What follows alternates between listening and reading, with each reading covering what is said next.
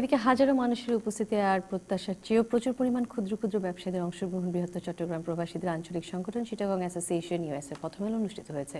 বাংলাদেশে অধ্যুষিত ব্রুকলিনের চার্চ ম্যাকডোনাল্ডসের উপর অনুষ্ঠিত এই মেলা জুড়ে ছিল উৎসুক বাংলাদেশিদের ভিড়। অনুকূল আবহাওয়া আর রোববার ছুটির দিন হওয়া বর্ণাঢ্য এই মেলা ঘিরে ক্রেতা দর্শনার্থীদের ব্যাপক উপস্থিতি লক্ষ্য করা যায়, যাতে নিউ ইয়র্কের রকমারি পোশাক ও প্রসাধন সামগ্রীর পাশাপাশি বিভিন্ন খাদ্য নির্ভর স্টলে পুরো পথমেলার দুপাশ পূর্ণ হয়ে যায়।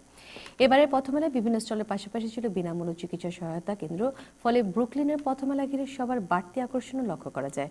চট্টগ্রাম অ্যাসোসিয়েশনের পথমেলা ঘিরে বরাবরই হাজারো মানুষের উপস্থিতি উপচে পড়া ভিড় থাকে বলে জানান আয়োজক সংগঠনের নেতারা। সমিতির সভাপতি আব্দুল হাই জিয়া সহ কার্যনির্বাহী পরিষদের সাবেক ও বর্তমান কমিটির নেতাদের সার্বিক তত্ত্বাবধানে দিনব্যাপী আয়োজিত এই মেলায় মূলধারার স্থানীয় জনপ্রতিনিধিরা অংশ নেন। এ সময় মূলধারার সাথে বাংলাদেশি আমেরিকান প্রজন্মের সেতু বন্ধনে সবাইকে ঐক্যবদ্ধ হওয়ার আহ্বান জানান তারা।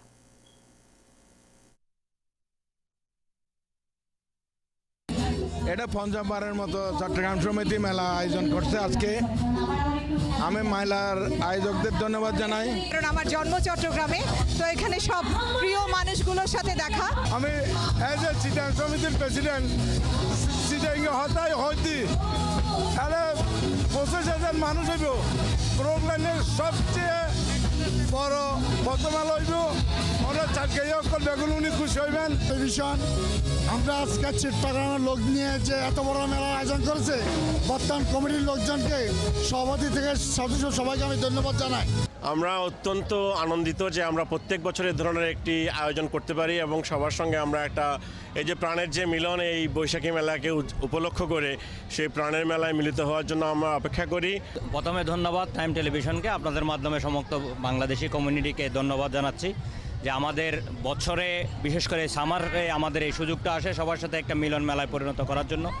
আজকে আমরা বাংলাদেশি কমিউনিটিতে সার্ভিস দেওয়ার জন্য আমরা এখানে ফ্রি ব্লাড প্রেশার চেক করি, হাইট ওয়েট এবং ভাইটাল সাইনগুলো আমরা দেখি এবং আমরা আমাদের সার্ভিসগুলোকে কমিউনিটির কাছে তুলে ধরতেছি।